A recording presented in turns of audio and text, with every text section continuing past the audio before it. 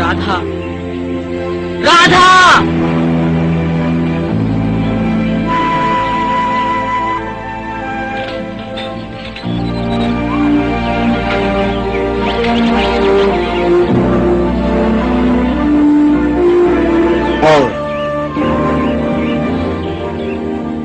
Mowgli, तुम जहाँ भी हो अपनी नजरें ऊपर आसमान पर उठाए रखना।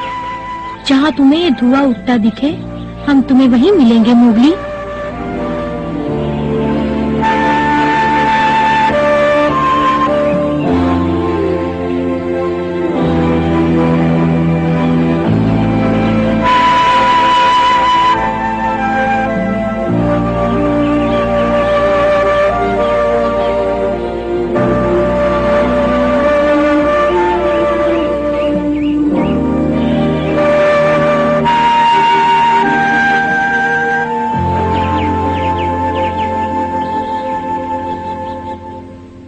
राधा, तुम कहाँ खो गई?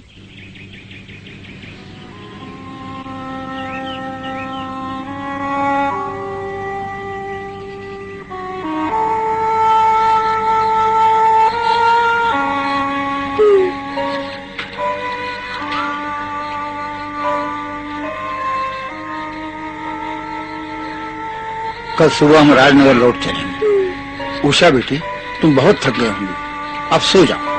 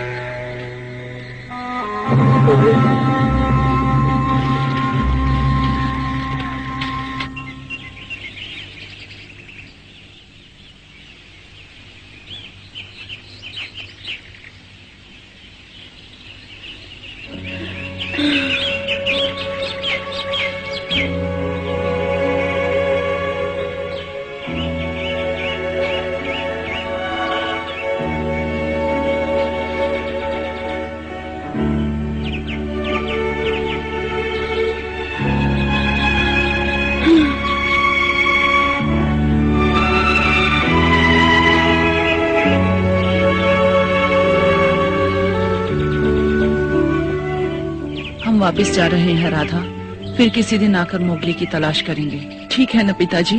हाँ राधा बेटी, मुझे पूरा विश्वास है अगली बार हम उसे अवश्य ढूंढ लेंगे। उसकी तलाश में हम जंगल का चप्पा चप्पा छान मारेंगे, ऊंचे ऊंचे पेड़ों पर चढ़कर उसे जोर जोर से पुकारेंगे।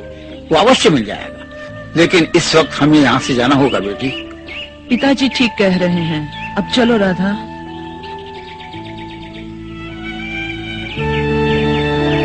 चलो बेटी। आती हूँ।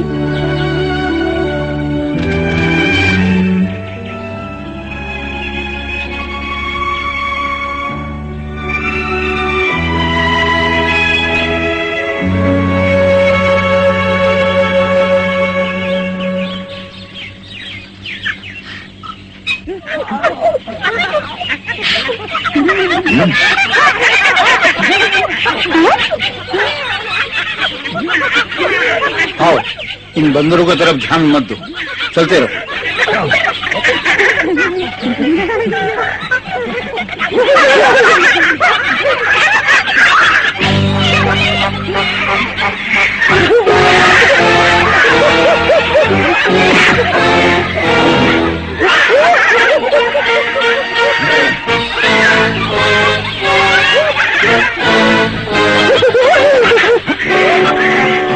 बदमाश, दूर हटो, जाओ। मेरी बेटी को छोड़ दो। माँ, कोई बचाओ मुझे। मोगली, कोई बचाओ मुझे। मोगली। राधा, राधा!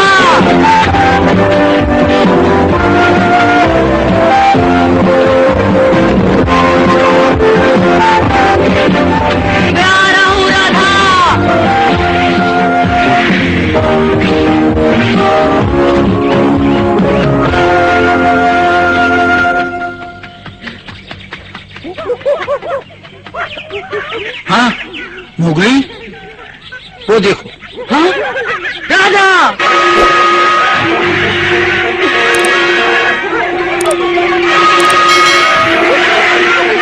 राधा!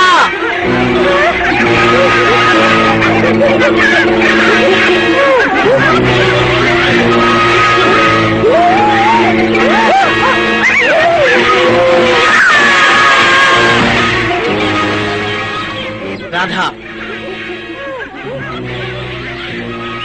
मैं आ गया हूँ।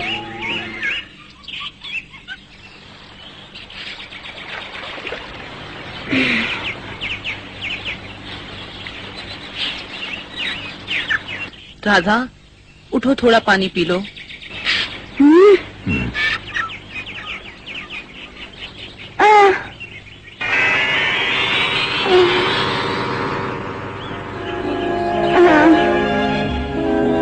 नहीं, मुझे जाना है। राधा, तुम बिल्कुल ठीक हो। तुम्हें मोगली ने बचाया है। मोगली, तुम कहाँ हो मोगली? मुझे बचाओ। बेचारी, बंदर उससे डर गई, इसीलिए बहुत घबराई हुई लगती है। इधर देखो राधा, अब तुम सुरक्षित हो। वो बंदर भाग गए। तुम्हें देखकर बहुत खुशी हुई।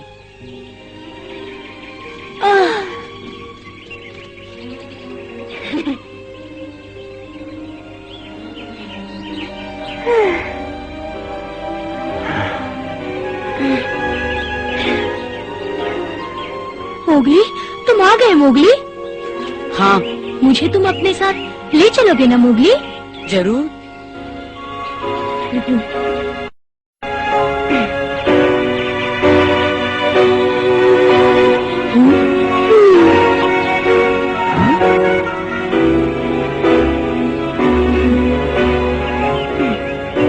तुम्हारी बहुत याद आती थी मोगली। भगवान ने हमें फिर मिला दिया। हम सब तुम्हें बहुत याद करते थे मोगली। हाँ।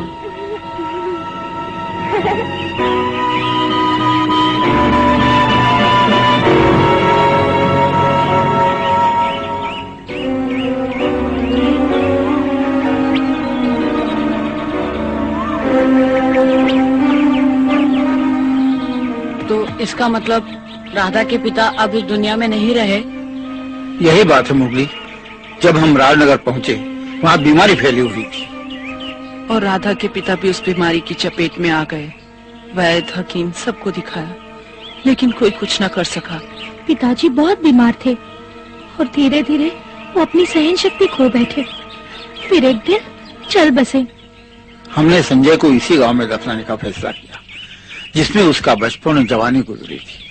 हम जानते थे कि गांव वाले हमसे काफी नाराज होंगे, लेकिन हमें विश्वास था कि हमारी परेशानियां देखकर शायद वो हमें माफ कर देंगे। लेकिन यहाँ पहुंचकर देखा तो गांव पूरा उजड़ चुका था। पता नहीं ये सब किसने किया। लेकिन मैं जानती थी कि ये काम मोगली और उसके साथियों का है। बताओ मोगली, मैं ठीक कह रही हूँ ना? ये सब कैसे हुआ? मैं बताता हूँ। जब मुझे मालूम पड़ा कि गांव वालों ने राधा पर कितने जुल्म किए हैं, तो मुझसे रहा नहीं गया। मैंने ये बात अपनी माँ को बताई, तो माँ ने फैसला किया कि हम सब मिलके गांव वालों को सबक सिखाएंगे। 2 दिन बाद हम सब गांव जाएंगे और हम मनुष्यों को नहीं, उनके घरों को तोड़ेंगे।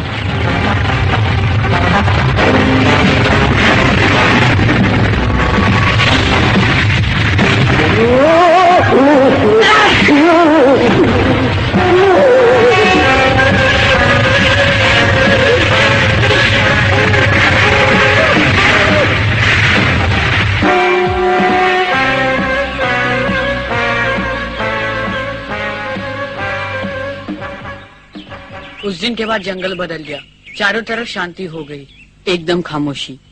हाँ। देखा, मैंने जो कहा वही हुआ ना? विश्वास नहीं होता, तुमने बंदूकधारियों को भगा दिया। जंगल के जानवरों को देख के उनके हाथों से बंदूकें गिर गई। देखते ही देखते वो सब भाग गए। शायद गांव वाले बहुत डर गए होंगे। उन्होंने मेरे परिवार के साथ जो भी किया, फिर भी मैं उनकी तरफ से माफी मांगता हूँ। अब पुराने दुखड़े रोने से कोई फायदा नहीं। बड़ी बात यह है कि हमें मोगली मिल गया। हम बड़े भाग्यशाली हैं। क्यों राधा, ठीक है ना? हाँ, क्यों नहीं?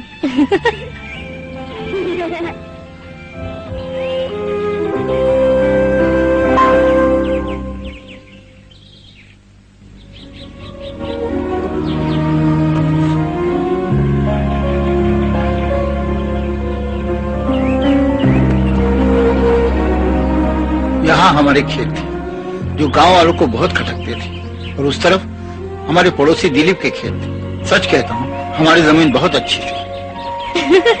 राधा, इसमें हंसने की क्या बात? इसलिए हंसी कि ये जमीन अच्छी थी नहीं, अब भी अच्छी है। सचमुच बेटी, संजय अक्सर कहा करता था, ये जमीन तो सोना बोलती है, सोना। हाँ, क्यों न हम यहाँ फिर से खेती करें? तुम ठीक कहती हो राधा बेटी, हम दोबारा खेती करना चालू कर सकते हैं। पर इसमें बहुत मेहनत करनी पड़ेगी। बिल्कुल, राजनगर में रहते रहते हम एकदम आलसी और निकम्मे बन चुके थे। अब ये काम आया है तो हमें उसे खुशी से करना चाहिए। जल्द ही हमारी मेहनत रंग ले आए। मुझे बहुत खुशी हुई, हम फिर से घर जा रहे हैं। और मैं भी। आहा, अब बड़ा मजा आएगा।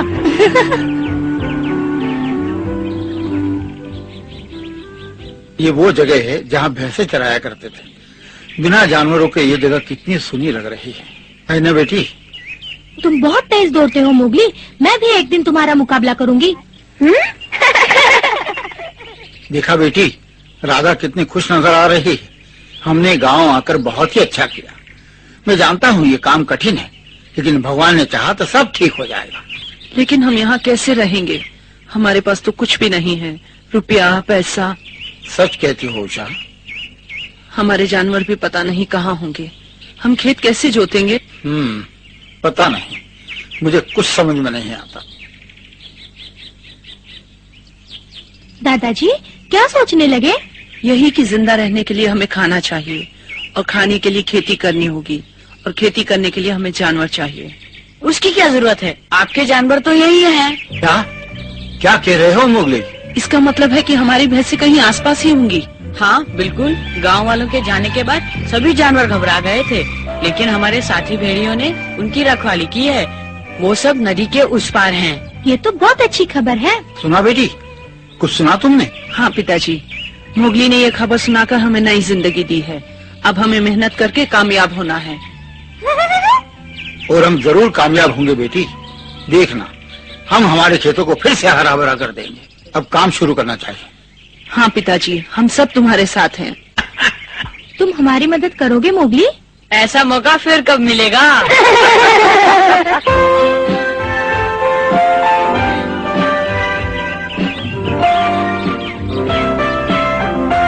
एक दो तीन, ये निकला।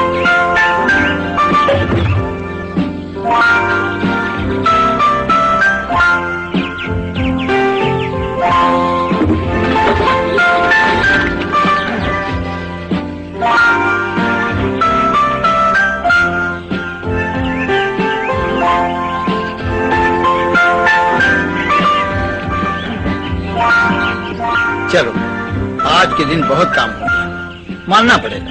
मोगली ने हमारी बहुत मदद की है। ये एक संयोग है कि मोगली हमें दोबारा मिल गया। हम भाग्यशाली हैं। हाँ बेटी, पिछले दिनों हमारे सर पर जो मुसीबतों के बादल घिराए थे, अब वो धीरे धीरे छटते जा रहे हैं।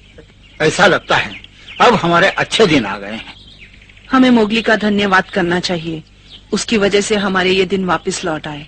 हाँ बेटी, मोगली हमारे लिए तो वरदान साबित हुआ है, और राधा के लिए तो अवतार बन के आया है ना राधा बेटी?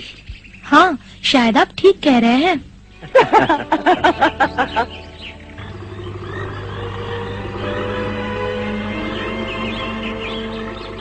मोगली, क्या? एक बात बताओ मोगली, क्या तुम हमारे साथ रहना पसंद करोगे, हमारे परिवार का सदस्य बनकर? क्या? लेकिन फिर से सोच लो मोगली। हालांकि मैं जानता हूँ कि तुम आजाद रहना पसंद करते हो, लेकिन हमारे परिवार में रहकर तुम्हें खुशी ही मिलेगी। हम सब लोग तुम्हें बहुत चाहते हैं। तुम क्या कहते हो बेटे? मोगली, पिताजी ठीक कह रहे हैं। हम तुम्हें बहुत चाहते हैं। एक न एक दिन तुम्हें मनुष्यों के साथ रहना ही होगा। फिर हमारे साथ ही क्यों नहीं? हमारे प्यार में कोई कमी नहीं आएगी मोगली। जानता हूँ, वो आप सबका प्यार ही था जो मुझे राजनगर तक खींच ले गया था। मैंने राजनगर में आपको हर जगह ढूंढा, लेकिन मैं आपको ना ढूंढ सका। मुसीबतों ने मुझे ढूंढ लिया।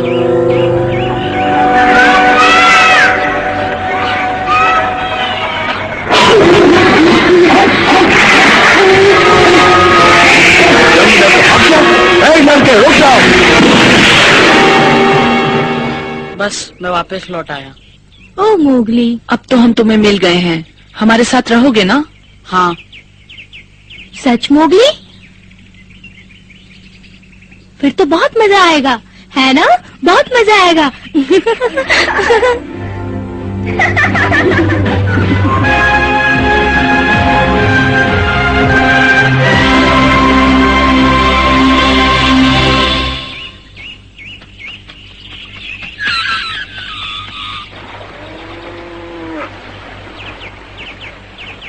हाँ? वो रहे भोला दादा के जानवर।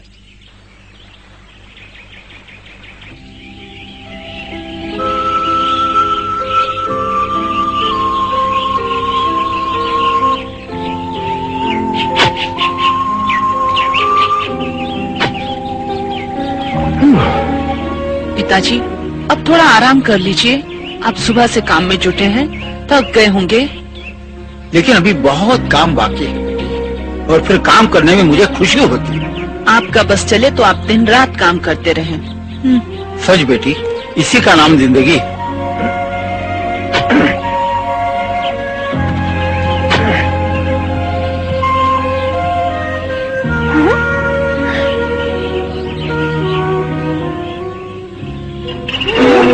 दादाजी,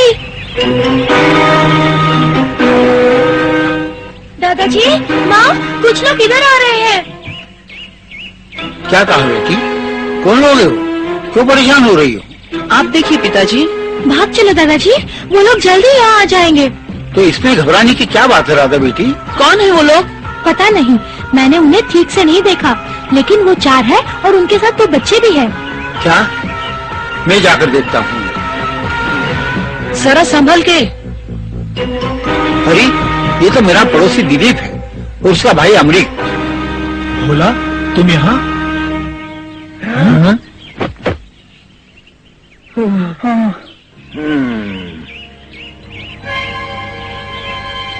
क्या तुम्हें अभी भी विश्वास है कि हमारा परिवार गद्दार है?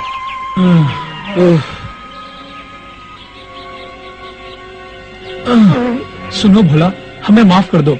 अनजाने में हमसे बहुत बड़ी गलती हो गई थी। हाँ, हमें माफ कर दो। हम सब बलदेव के बहकावे में आ गए और तुम्हें तंग करने लगे, लेकिन अब समझ में आ गया हम कितने मूर्ख थे। मैं जानता हूँ तुम नाराज हो, पर यकीन मानो हमने बहुत दुख सहे हैं। हम सब कुछ खो चुके हैं, अपना घर, अपनी जमीन, यहाँ तक कि अपने मन की शांति भी।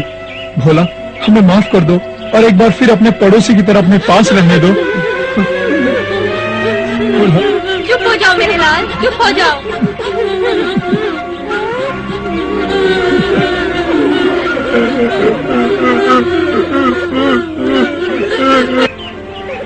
दादाजी, इन्हें माफ कर दो, इन्होंने बहुत दुख सहे हैं। अब आपसे माफी मांग रहे हैं।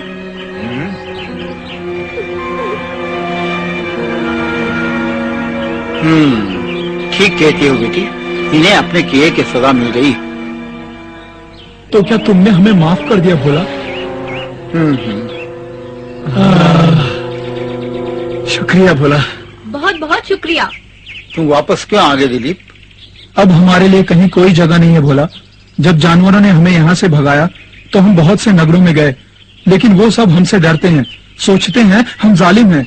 वो सब जंगली लड़के के बारे में जानते हैं कि वो शैतान है। मोगली शैतान नहीं है, वह हमारी तरह इंसान है।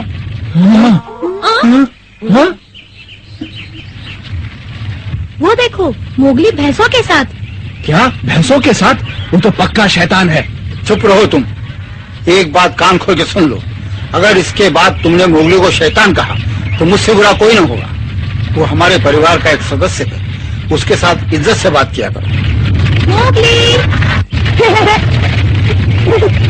माँ, दादाजी, देखो मोगली हमारी सब भैंसों को ढूंढ लाया।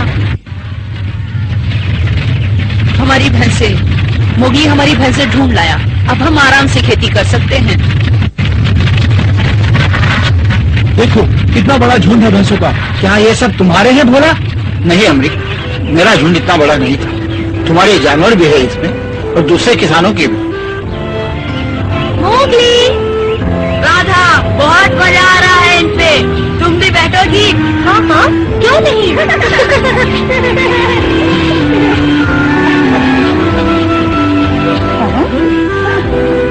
चलें।